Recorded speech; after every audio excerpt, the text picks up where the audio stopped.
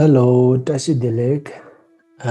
One of my friend, he asked me, Gisela, what is the practice of Tonglen? Uh, the Tibetan term Tonglen means the practice of giving and taking. This kind of practice comes based on the practice of love and compassion. So when I talk about love and compassion, these topics are very precious and wonderful. Uh, so if I speak about the practice of love and compassion, and the first thing, I do not want to touch with the religious point of view. So if we think from the evolution point of view, our human nature is very compassionate because if we look at our physical structures, we human being are completely different than other animals, like other mammals.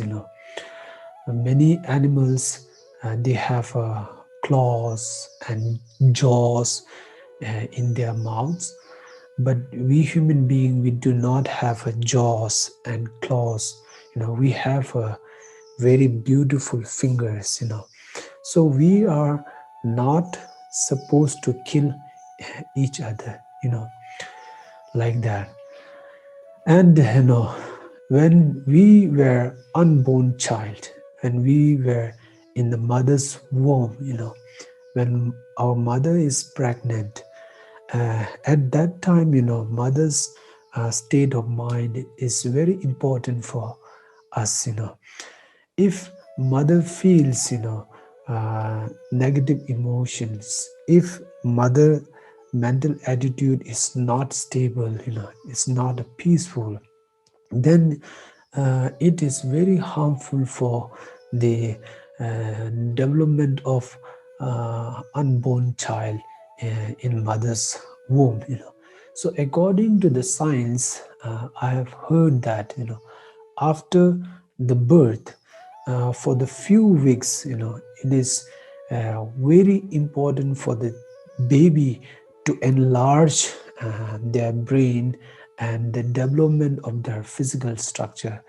At that moment, mother's affections and mother's, body touch is very important uh, to enlarge the baby's, brain and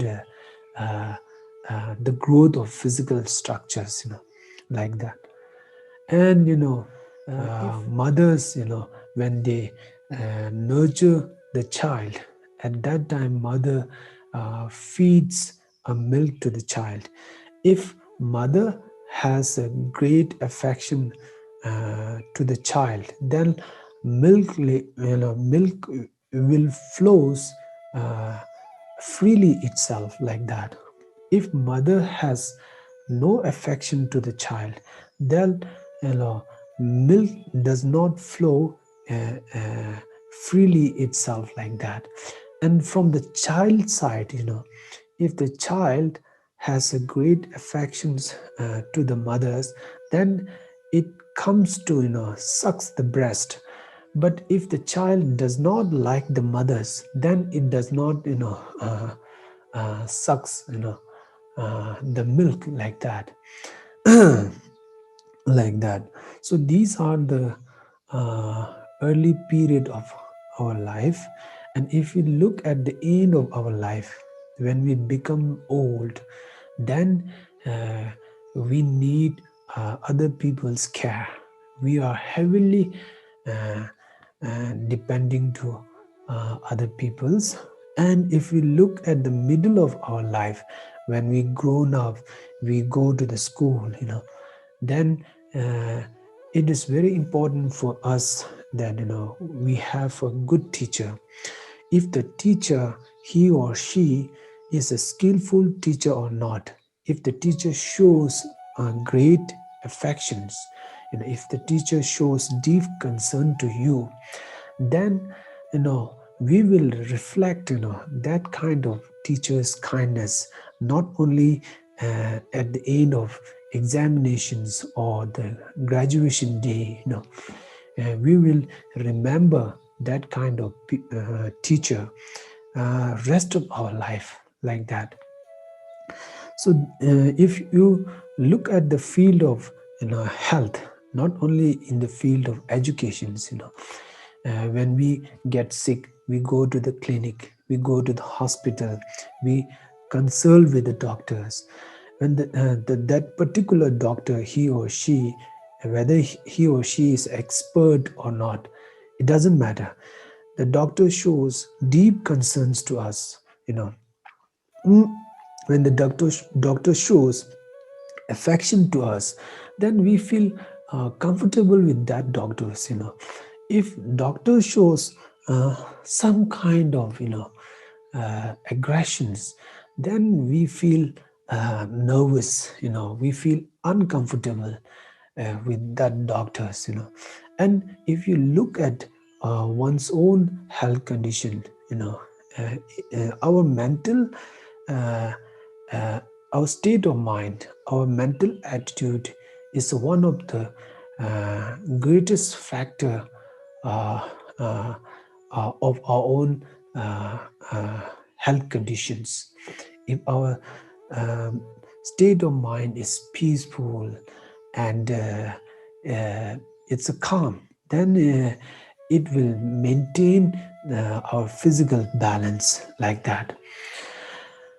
Then it is not only in the field of education and health. If you look at the field of economies, politics, and uh, commercials, then today you can see the politicians, lawyers, businessmen, and they are highly educated, but today we can see so many uh, problems. Politicians are doing scams and scandals. So they are highly educated, but they are lacking uh, uh, compassions and affections in their lives. So therefore, they are creating so many problems in our societies, like that. So compassions and uh, affections, love and compassions is very important uh, in our life.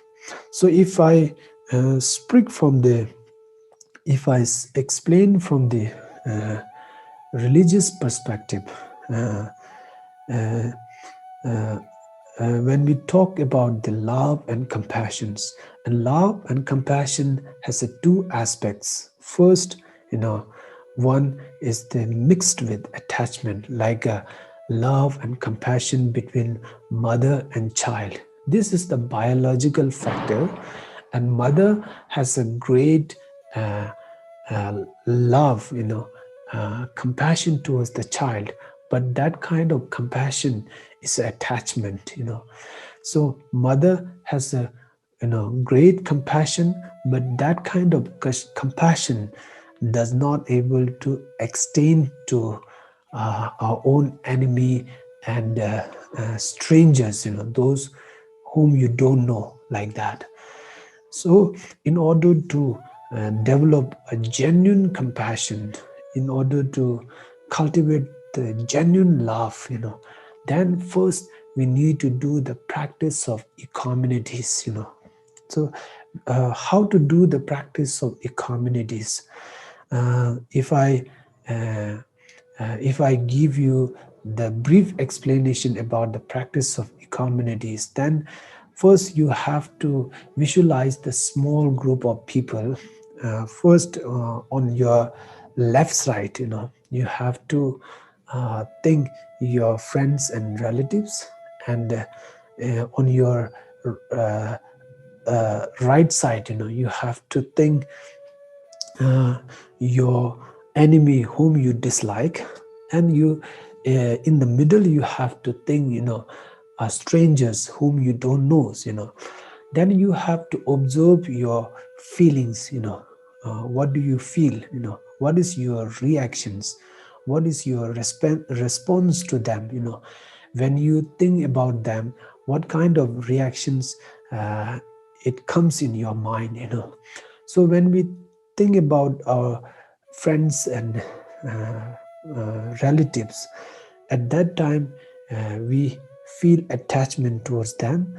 When we think about enemy, then we feel angry and we feel uh, dislike to them.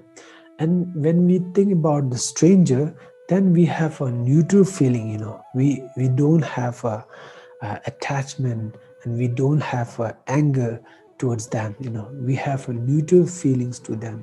So our feeling is not equal to all of them.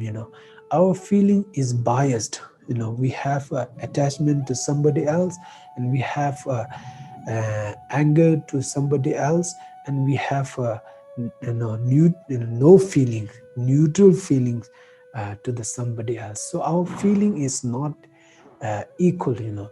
So if you think you know think what is the pros and cons of uh, uh, being attachment, being extreme attachment towards friends and relatives, and what are the uh, advantage and disadvantage of harboring the anger and hatred towards our own enemies, like that, like that. So these, kind of emotion like anger and attachment, uh, they come from, they come from the self-centered attitude. So self-centered attitude is the root of all these kind of, negative uh, emotions, like that. So when we think about the self-center, so is there any useful of being self-centered? When we talk about I is the one individual single persons. Other means, millions and millions of people.